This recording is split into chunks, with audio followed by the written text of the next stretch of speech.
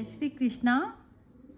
ओम पूर्णमद पूर्णमिदं पूर्णात् पूर्णम् उदच्यते पूर्णस्य पूर्णमादाय पूर्णमेवावशिष्यते। ओम शांति शांति शांति। ईशा उपनिषद मंत्र का अर्थ, वह जो परब्रह्म दिखाई नहीं देता वह अनंत और पूर्ण है, क्योंकि पूर्ण से पूर्ण की ही उत्पत्ति होती है। यह दृश्यमान जगत भी अनंत है। उस अनंत से विश्व बहिर्गत हुआ। यह अनंत विश्व उस अनंत से बहिर्गत होने पर भी अनंत ही रह गया। ओम वह अनंत है और वह ब्रह्मांड अनंत है। अनंत से अनंत की प्राप्ति होती है, तब अनंत ब्रह्मांड की अनंतता लेते हुए वह अनंत के रूप में अकेला रहता है। ओम वह पूर्ण था, है, सृष्टि उत्पत्ति के पहले भी, उत्पत्ति के बाद भी यह पूर्ण है। मतलब एक पूर्ण से दूसरा एक पूर्ण पैदा हुआ, वह भी पूर्ण ही है। पूर्ण से पूर्ण निकलने के बाद भी जो बचा हुआ है वह भी पूर्ण ही है। ओम शांति शांति शांति। यह कैसा आश्चर्यजनक गणित है। हमें पढ़ाया जाता है कि शून्य से शून्य का जमा, घटा, भागाकार आदि सबका शून्य फल मिलता है। हाँ, अनामिका जी चलिए आप पढ़िए। That outer world is Purna, full with divine consciousness. This inner world is also Purna, full with divine consciousness. From Purna is manifested Purna. From the fullness of divine consciousness, the world is manifested. Taking Purna from Purna, Purna indeed remains, because divine consciousness is non-dual and infinite. Om peace peace peace. हाँ, तो इसमें ये जो है अपने स्वरूप से भान कराया है इसमें कि आपका क्या स्वरूप है। लेकिन जो आप अपना प्राइवेट वर्ल्ड जो बनाकर बैठ गए ना, तो वो कहते हैं अहंकार उसमें प्रवेश नहीं कर पाता। वहां पर सबका प्रवेश है। प्रकृति पूर्ण परमात्मा से निकली तो प्रकृति पूर्ण है, क्योंकि वो उसमें वो अपनी ईगो नहीं है। तो जो ईगो है, जब तक उसका अपना व्यक्तिगत एरिया रहता है तो तब तक उसमें वो कहते हैं अहंकार को प्रवेश नहीं है। जैसे आप अपना प्राइवेट एरिया रख के यदि भगवान को पूजते हो तो वो भगवान को पूजना नहीं हुआ, अहंकार की पूजा हुई। किसकी पूजा हुई? अहंकार की। जब आप अधूरे रहकर, जैसे आपके घर में कोई बीमार है, आप कहें कि इसको ठीक कर दीजिए भगवान, तो उसको जिससे सृष्टि से जो निकला है हर जीव का उसको पता है कि क्या कब होना है। तो आप उसको अपनी रिक्वायरमेंट के हिसाब से बता रहे हैं या डिमांड कर रहे हैं कि जो है इसको ठीक कर दो, जैसे उसे नहीं पता। तो आपका प्राइवेट एरिया हो गया ना। तो प्राइवेट एरिया में जो आपका जब तक अपना है तो तब तक आपका पूर्ण में प्रवेश नहीं है। पूर्ण में प्रवेश तब होता है जब आप पूर्ण होकर ही, जो भी सामने व्यक्ति आया है पूर्ण होकर ही आप उसके साथ में बिहेव करते हैं। तो जैसे एक सामने आपके पास में एक अहंकार खड़ा, ईगो खड़ी है, और आप स्वयं पूर्ण में बैठे हैं, पूर्ण में स्थापित है, उसका व्यवहार ऐसा होगा आपके साथ में कि वो सामने यदि अहंकार खड़ा है तो पूर्ण उसको क्या कहेगा कि सोया हुआ है, वो व्यक्ति सोया हुआ है, तो उसको नींद माना जाता है। तो नींद जगत की उसकी नींद जगत मतलब ये हो गया कि वो जगत जो पदार्थ जगत है, पदार्थ जगत को यदि आपने मैं मान लिया और उसमें आप अटैच हो गए और वही आपको पूर्णता दे रहा है, तो वो अहंकार का है रोल। तो वो तब तक प्रवेश नहीं करेगा जब तक आप पदार्थ के साथ में अटैच हैं। तो अब क्या है, जब तक रिवर अपने आप में रिवर है तो वो उसमें समुद्र में मर्ज होने में डरती रहेगी, लेकिन वो समुद्र में जब मर्ज हो जाएगी तो उसकी अपनी मैं कोई नहीं रही। तो इस प्रकार जब तक हम, और फिर उसमें क्या है कि जैसे जब तक मैं ये सोचूं कि मैं ज्ञानी और सामने वाला मनुष्य जो है थोड़ा सा उसको पता नहीं है, उसको कम ज्ञान है, तो वो भी जो ज्ञान है वो दोनों तरफ का अहंकार ही खड़ा है। इधर भी अहंकार खड़ा है, सामने भी अहंकार खड़ा है, जब तक आप अपने ज्ञान के साथ में भी आप बंधे हुए हो। और जो पूर्ण ज्ञानी है, पूर्ण ज्ञानी ही परमात्मा ने अपना स्वरूप बताया। तो पूर्ण ज्ञानी वह हुआ जो सामने सोया हुआ मनुष्य, जो उसने ज्ञान की भी पकड़ यदि बनाई हुई है तो उसको वो अहंकार की तरह से डील करता है कि नहीं अभी इसने क्या करा। जैसे जो अहंकार क्या होता है ना, वो अपना थोड़ा सा, जैसे उसको नॉलेज है सारे संसार की, तो वो कहता है मैंने ये पकड़ के बैठ गया, तो मेरी अपनी नॉलेज है, तो उसको भी तो वो अहंकार में ही खड़ा है अपने।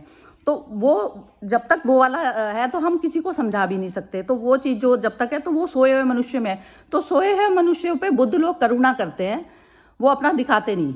तो ये चीज है। तो जब तक आप पूरी तरह से अपना प्राइवेट एरिया छोड़ने को तैयार नहीं है ना, तो तब तक आत्मा में प्रवेश नहीं है किसी भी उसका व्यक्ति का।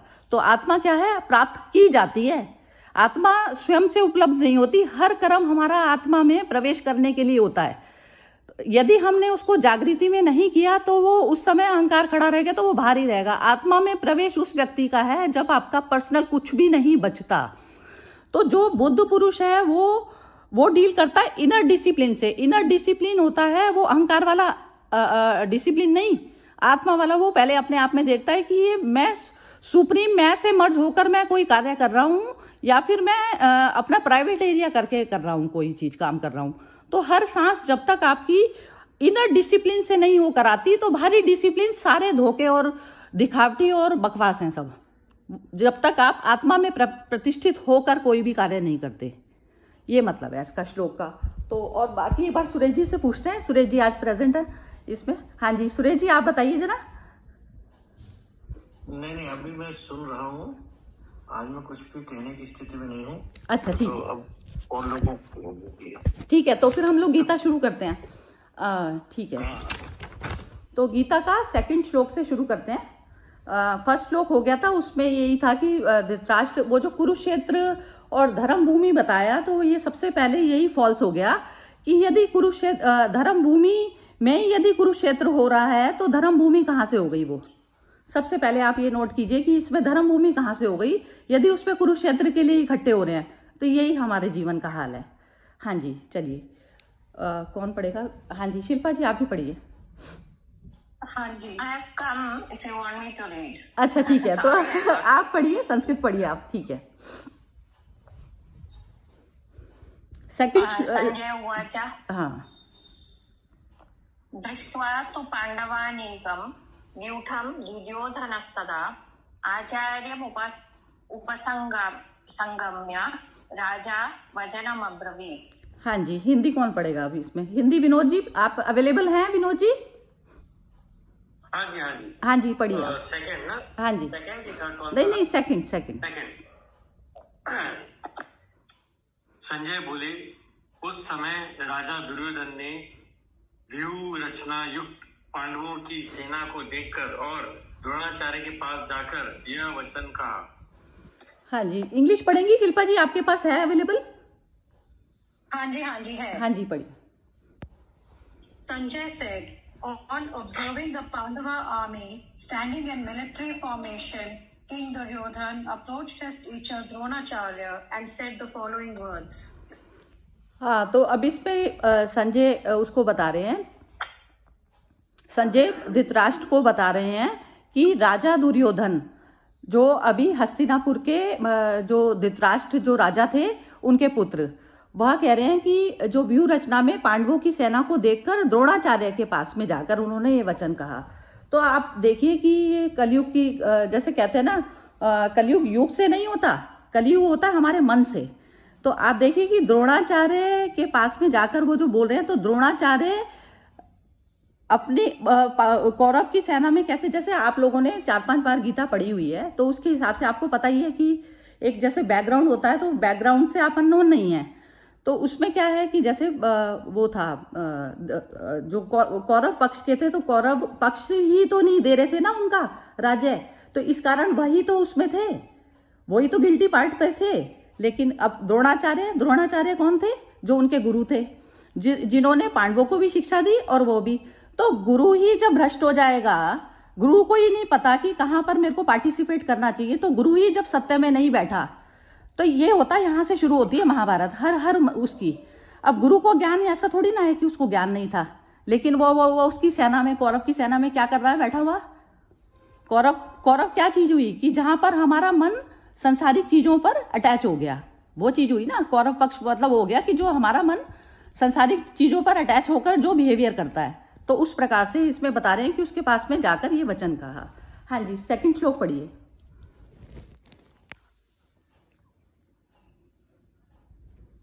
विद्या जी पढ़िए। हाँ जी।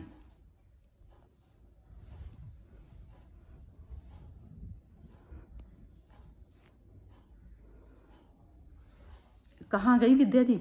हाँ जी विद्या जी, म्यूट है आपका। I was reading, sorry. नहीं, आप ना वो अनम्यूट करके बैठिए, बिल्कुल अलर्ट मोड पे।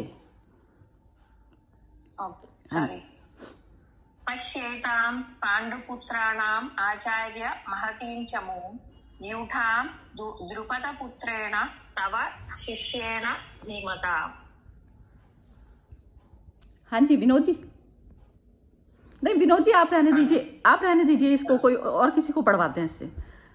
हाँ जी, ये मोना तुम पढ़ो।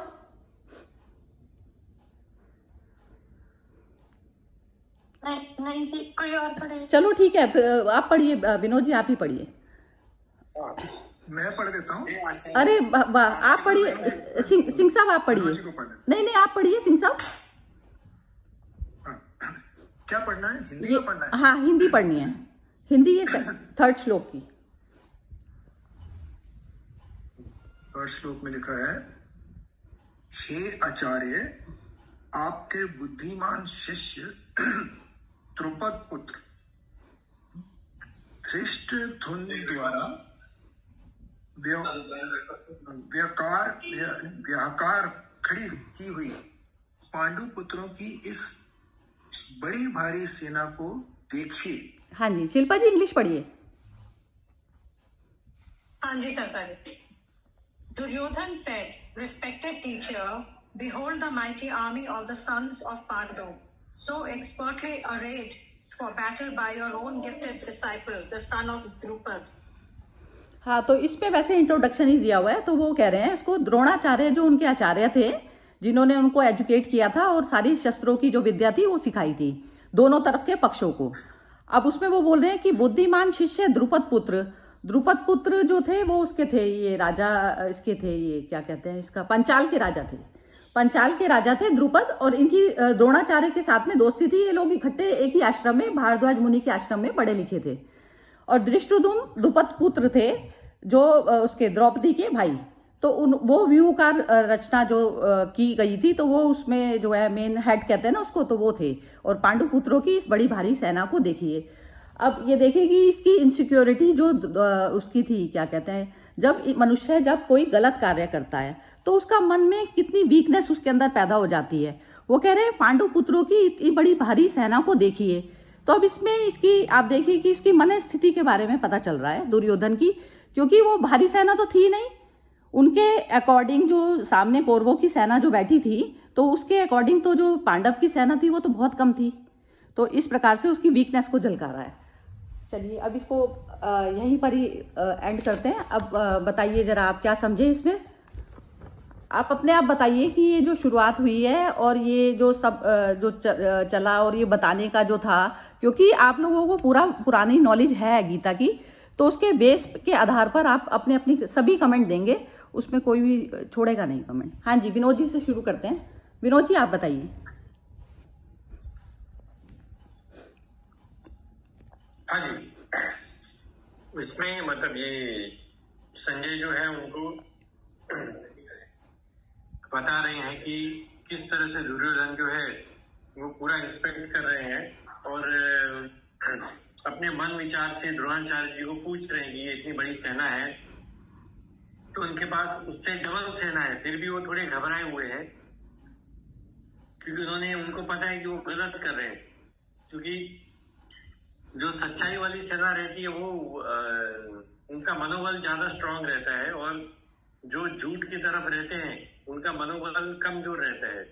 तो उसी प्रकार से वो सेना सामने देखकर बता रहे हैं कि ये बड़ी सेना है वगैरह। हाँ बिल्कुल, मन स्थिति के बारे में बेसिक कहा है। मन स्थिति ये नोट करनी बहुत ज्यादा जरूरी, मतलब बहुत ज्यादा जरूरी है। अदरवाइज नहीं तो जो आत्मा में प्रवेश वाली जो बात है ना, क्योंकि आत्मा अपने आत्म स्वरूप से अवगत नहीं है, पदार्थ पर अपना अस्तित्व जमाए हुए हैं। हाँ जी शिल्पा जी बोलिए। सरिता जी, इसमें जो टेक्स्ट मेरे पास है उसमें थोड़ा एक्सप्लेनेशन में लिखा हुआ है, so I just can I read it? हाँ बिल्कुल बिल्कुल, बढ़िया। Many years back, Dronacharya, along with the Pandavas, had defeated King Drupad in a battle and took away half his kingdom. To avenge his defeat, Drupad performed a sacrifice to beget a son. Drishtadyumna was born out of that sacrificial fire, with a boon that he would kill Dronacharya in the future. Even though Dronacharya was aware, when he was approached for Drishtadyumna's military training, he very humbly accepted and imparted all his knowledge impartially to his pupil. Duryodhan was reminding Dronacharya that even though Drishtadyumna was his pupil, he was also Drupad's son with a boon to kill him. He wanted to ensure that, as in the past, Dronacharya should not become lenient towards his pupils now that they were on the battlefield. So, iska also एक ये बात है कि Duryodhan has not gone to Dronacharya to give respect or to talk about anything. He is, क्योंकि वो गलत कर रहा है, and he saw the mighty army in front of him, opposite him. So only to beat down his nervousness, he has gone to Dronacharya. And he is telling him कि ये this is the background, इसलिए आपको lenient नहीं होना है. But in reality उसके मन का डर ज्यादा है. He has gone to see what Dronacharya speaks because he is insecure inside. हाँ तो ये आप देखिए ना, इसमें ये जो बता रहे हैं ना, वो कह रहे हैं इसका जन्म इसके लिए हुआ था, क्या कहते हैं, धृष्टद्युम्न का जन्म उसके लिए हुआ ना। तो इसमें यही चीज बताई जा रही है कि हाँ द्रोणाचार्य को लेके वो चीज ऐसे पता वता का नहीं होता। ये सब चक्कर ये है कि जैसे एक जो मशीन है, अब जो हम सारी मशीन्स डील कर रही हैं आपस में एक दूसरे से, तो उसमें पहले से निर्धारित है, उस चीज को आप चेंज नहीं कर सकते। जो होना है वह अटल है। आपकी मृत्यु किससे होगी किससे नहीं होगी, ये चीज अटल है।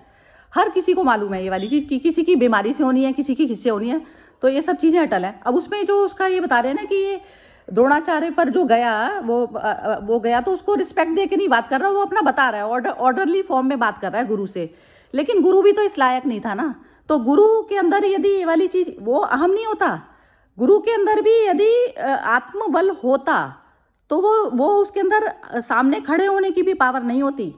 जब कोई आत्म प्रतिष्ठित व्यक्ति के आगे अहंकार खड़ा होता है तो अहंकार जल के खत्म हो जाता है, ये होती है चीज।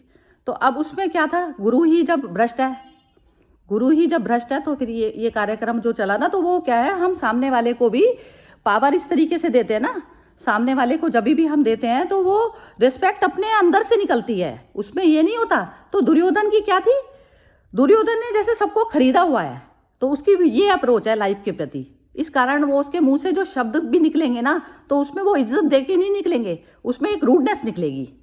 तो वो चीज है, खरीदने वाला एटीट्यूड हो गया ना कि खरीद लिया मैंने तो सबको, ये तो सारे मेरे जो है उसमें अंडर में काम करते हैं सब। तो वो चीज देख ली ना। तो गुरु शिष्य आपके अंदर सीखने की भी पात्रता तब आएगी जब आप सामने वाले को, आपको दिखाई देगा कि ये डायमंड है, मैं इससे कुछ ले सकता हूँ। अदरवाइज तो नहीं आएगी। जब डायमंड को आपने डायमंड देखा ही नहीं, आप तो इतने फुलिश थे कि दिखाई नहीं दिया आपको, लेकिन वो डायमंड थे भी नहीं, ये कहा जाएगा इसमें। हाँ जी अनामिका जी बोलिए। वही मतलब दुर्योधन की मैंने स्थिति इसमें बताई है, क्योंकि जैसे उसके पास तो मतलब सेना, कृष्ण भगवान की सेना भी उसके पास थी, फिर भी उसको मतलब डर कि मतलब वो गलत था इसलिए उसको डर है ना कहीं ना कहीं। बस यही कहना चाहूंगी। बहुत ही सुंदर, हाँ ठीक पकड़ा। अब ये किसका ये विद्या जी शायद आपका है। हाँ जी सरिता जी।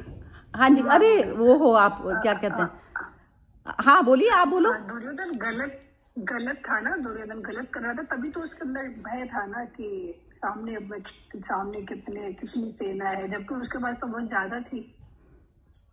नहीं वो नहीं होता, ये ना गलत का भी ना पता नहीं होता हमें, गलत का भी पता नहीं होता। उसकी ना जैसे बच्चा ने खिलौना पकड़ लिया हाथ में और वो कह रहा है कि मैं तो छोड़ूंगा ही नहीं, मदर कह रही है मैं तेरे को उससे बढ़िया ला के दूंगी, वो कह रहा है मैं तो छोड़ूंगा ही नहीं। वो स्थिति होती है, बच्चे वाली स्थिति है।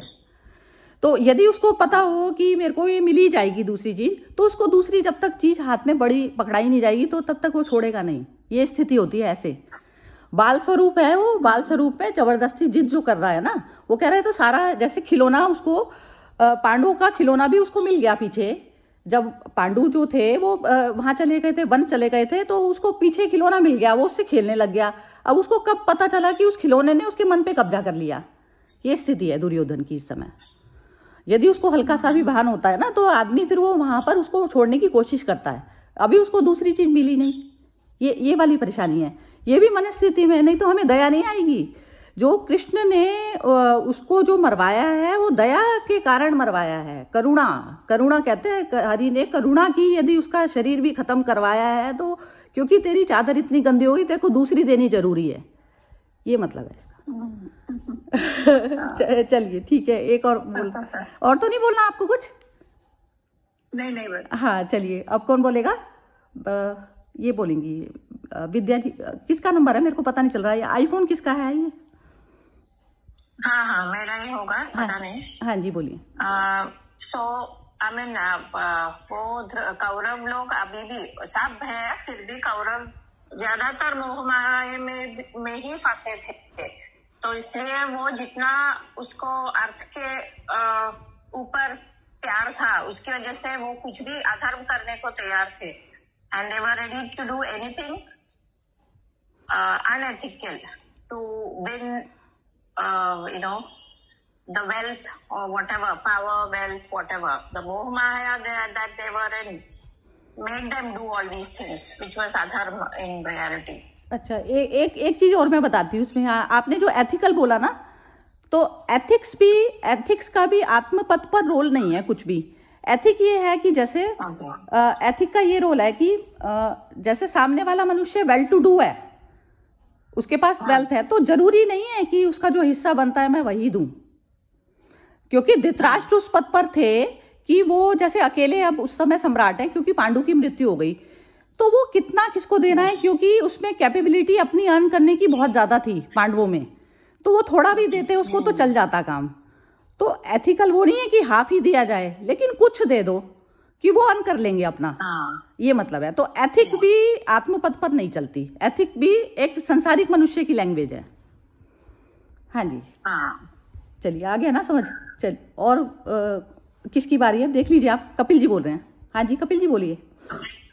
हाँ जी, आई थिंक सभी ने अच्छा समझाया। आई थिंक जब मन में मैल होता है तो आई थिंक वो फिर वो अलग ही रास्ते पे चले जाते हैं। और इसमें तीसरे श्लोक में जो लिखा है कि हे आचार्य, आपके बुद्धिमान शिष्य द्रुपद पुत्र, मतलब वहां से ही एरोगेंस अभी भी दिख रही है। तो आप पहले भी आई थिंक एक गलत रास्ते पे चले हो, और मे बी आपके कजिन्स को आपको कुछ देना नहीं है, और फिर उसमें भी फिर आपकी एरोगेंस कंटिन्यू रहती है। और आपको हम आगे पढ़ेंगे, बट एक तरफ जो अर्जुन थे वो उन्होंने सरेंडर कर दिया कृष्ण जी को कि मेरे को समझना है कि मेरे को ये लीड करना नहीं है और ये रीजंस हैं।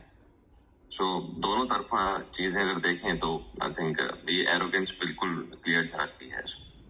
हाँ जी, परफेक्ट है बिल्कुल।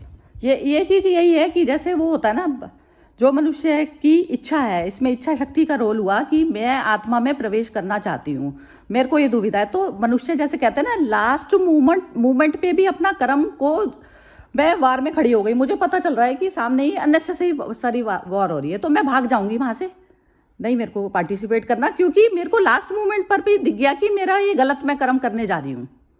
तो लास्ट मूवमेंट पर भी आपके हाथ में होती है चीज, और आप नदी में भी मर्ज हो सकते हैं और अहंकार का पुतला बनकर खड़े भी हो सकते हैं। तो दोनों चीजें आपके हाथ में होती है। तो हर कर्म में आप कहाँ मर्ज हो रहे हैं, ये चीज स्वयं में पता होती है हर इंसान को।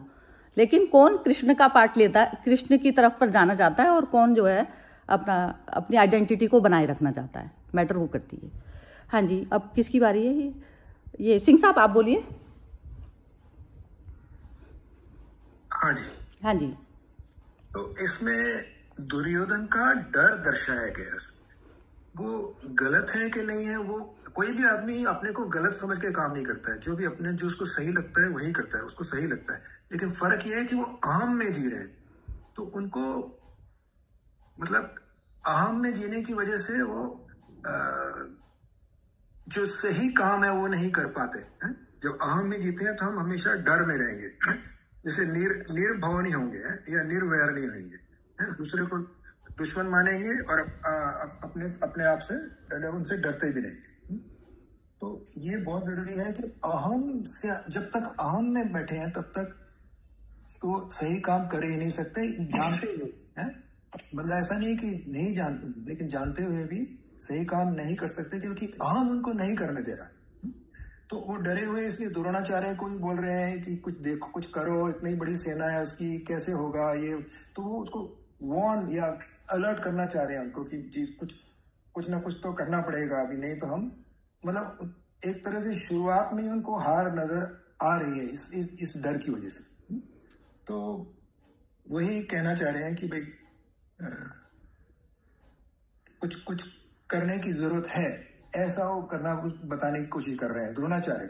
और वो जो बोल रहे हैं रिस्पेक्ट से नहीं बोल रहे हैं, उनको एक तरह से क्या बोलते हैं, जैसे उनको पता ही नहीं हो, जैसे वो ऐसे अहम में भी होता है ना कि मेरे को सब कुछ पता है, दूसरे को कुछ नहीं पता। तो उनको जैसे उनको पता ही नहीं हो क्या हो रहा है दुनिया में, तो वो उसको बताना चाह रहे हैं कुछ अपनी तरफ से। तो वो डर उनका अपना दर्शा रहे, बस इतना ही है मेरे ख्याल से। बिल्कुल ठीक बिल्कुल बोला। इसमें यही है कि जैसे वो जो रेस्पेक्ट भी हम कहें ना कि हमें मिल जाए कहीं से, जो इस चीज की भी भूख है ना। अब उसको जो द्रोणाचार्य थे, तो द्रोणाचार्य खुद बिके हुए हैं ना, क्योंकि उन्होंने शासन के साथ में जो आप उसको कर रहे हैं वो चीज को निभाने बैठ गए। आप सत्य के प्रति, जब सत्य के यदि आप पथ पर चलने वाले हैं तो उसमें तो शासन, जिस शासन से आप बंधे हैं, जिससे आपको सैलरी मिलती है, तो वो भी बंधना नहीं होता ना। तो वो चीज है कि सत्य, आप देखिए कि आपको वैल्यू भी तब करेगा संसार जब आपको कुछ नहीं चाहिए होता।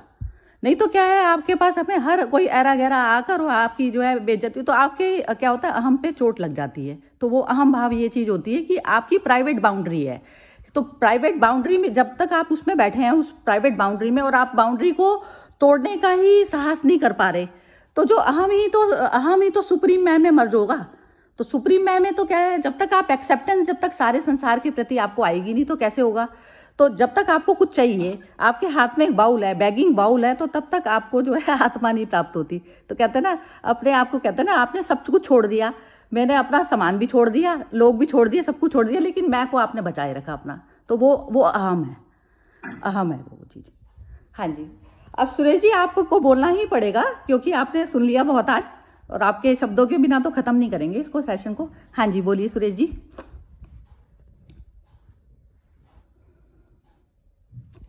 हाँ जी सुरेश जी, अनम्यूट करके बोलिए। मैं आज इस स्थिति में था कि मैं सुनूं कि या तो खामोश रहो या फिर ऐसी बात कहो जो खामोशी से अच्छी हो। बिल्कुल बिल्कुल ठीक है। नहीं, मैं तो सुरेश जी, मेरा तो आपके साथ दिल वाला रिलेशन है, तो मैं तो आपको इतना मजबूर कर दूंगी। वो कहते हैं प्रेम के वश अर्जुन रथ था क्यों, सबसे ऊंची प्रेम सगाई, तो वो प्रेम के साथ में बंधे हुए हैं, तो आपको बोलना ही पड़ेगा। बहुत अच्छे डिस्कशंस हैं, आप लोगों के एनालिसिस भी बहुत अच्छे, मैं समझने की कोशिश कर रहा हूँ। और भय के बारे में ये है कि आप चाहे जितनी किताबें पढ़ लें, चाहे जितना आप जो भी पैसा कमा लें, चाहे जितना आप मतलब भय अपने जीवन की एक इस तरह की चीज है कि जब तक आपके मन से भय नहीं निकल जाता तब तक आप कितना भी कुछ कर लें, वो उसका कोई असर नहीं हो सकता है। जीवन की सबसे बड़ी समस्याओं में से एक भय है, और भय निकलता है सरलता से, सहजता से, अहंकार की विहीनता से। और जब अहंकार आपको निकल जाता है तो आप में अभय की स्थिति आती है, निर्भीक आप होते हो। और जो व्यक्ति निर्भीक हो जाता है, फिर वो इस चीज की चिंता नहीं करता है कि मेरा क्या होगा। निर्भीक होने के बाद जब उसको निर्भीकता का ज्ञान हो जाता है या वो अभय की स्थिति में आ जाता है, तो फिर उसे इस बात का डर नहीं रहता कि कोई मुझे मार डालेगा या मैं जिंदा रहूंगा या ना रहूंगा। इसी तरह से दुर्योधन की स्थिति है कि वो अहंकार में है और भय में है। तो भय की स्थिति एक तो हमको सही नहीं करने देती है ना। वो सदैव एक नए नए अनेक जो भय हैं हमारे जीवन में, वो हमको अलग अलग रास्ते बताते हैं, ये करो ये करो ये करो। इसलिए वो भयभीत है और चिंतित है, क्योंकि यदि वो अहंकार रहित होता तो चिंतित नहीं होता वो, लेकिन चूंकि उसके भीतर एक अहंकार है, एक जिद है, इसके लिए वो भयभीत है। और इसलिए वो कभी द्रोणाचार्य जी से, कभी किसी से ये पूछ रहा है। तो वो डमाडोल स्थिति में रहता है जिस व्यक्ति के भीतर भय होता है, और वो व्यक्ति जिसके भीतर भय नहीं होता है वो बहुत सरलता से चीजों का सामना कर लेता है और उसमें साहस अपने आप ही आ जाता है। बस अभी तो मैं इतना ही कहूंगा। बहुत ही सुंदर। और मेरे ख्याल से वो भय जब तक आपको अपने स्वरूप का भान नहीं होता तब तक वो निकलता नहीं है। इंसान को ये लगता है ना कि मेरा ये छूट जाएगा, वो छूट जाएगा, तो छूटना तो है ही, वो उसको पहले ही छोड़ दो। बिल्कुल। चलिए, बहुत सुंदर आज का सेशन। आज और बाकी किसी को कोई भी कमेंट पूछनी है तो इसमें बस पूछ सकते हैं आप कोई भी। अभी 2-3 मिनट और बाकी हैं इसको खत्म होने में, सेशन को। वो उसको मिनट। ये भय संसार का मतलब पकड़ के लिए ही कारण ही भय है ना, चाहे उसमें मतलब चीजें होगी चाहे इंसान होगे, उसी कारण भय है। अगर ये पकड़ ना हो तो भय ही ना हो कुछ भी छूटने का। वो पकड़ से भय नहीं होता। भय हमारे अंदर भय वृत्ति पैदा ही तब होती है जब हमें अपने आप का ज्ञान नहीं होता। हम हैं कौन, हम शरीर को मैं माने बैठे हैं या अपने लोगों को मैं मैंने बैठे हैं, मैटर वो करती है। तो अपना स्वरूप में जब तक स्थिति नहीं होगी मनुष्य की, तो तब तक वो हर चीज के ऊपर नीचे होने से डरता ही रहेगा। मन स्थिति उसकी बात। मोना जी। हाँ जी, मोना जी बोलिए। मोना जी बोल रही है। हाँ बिल्कुल बढ़िया। नहीं, मोना जी का ये रहता है कि बहुत ही भोलेपन से और बहुत सहजता से बात करती है, मुझे बड़ा